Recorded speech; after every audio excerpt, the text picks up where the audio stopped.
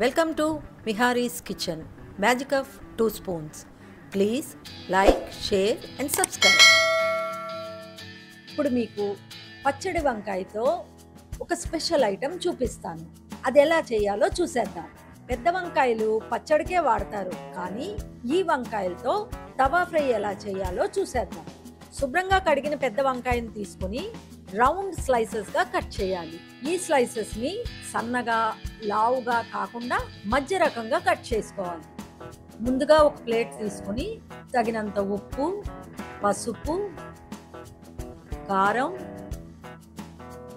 Garam masala powder, అల్లం వెల్లుల్లి paste, చిన్నగా తరిగిన కొత్తిమీర వేసి అన్నీ కలిసేలా కలపాలి.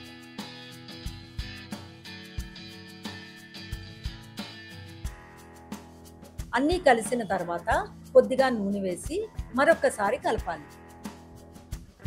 ఈ తవా ఫ్రై పప్పన్నంతో కానీ సాంబార్ అన్నంతో కానీ తింటే చాలా బాగుంటుంది. ఈ మధ్య ఈ వంకాయ తవా ఫ్రై చాలా ఫంక్షన్స్లో సర్వ్ చేస్తున్నారు. తక్కువ ఇంగ్రీడియంట్స్తో చాలా క్విక్గా చేసే స్పెషల్ ఐటెం ఇది. ఈ స్లైసెస్కి రెండు వైపులా పట్టేలాగా మసాలా రాయాలి. పచ్చడి వంకాయలు మనకు అన్ని సీజన్లోని దొరుకుతాయి. ఇష్టపడని వాళ్ళు అల్లం వెల్లుల్లి పేస్ట్ వేసుకోక్కర్లేదు.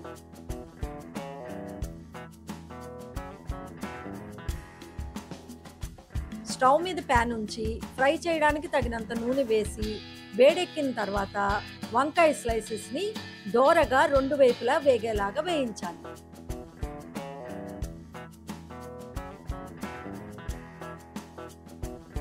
నేను ఇక్కడ ఫ్లేవర్ గురించి లేత అరిటాకు ఉంచి మూత పెట్టాను.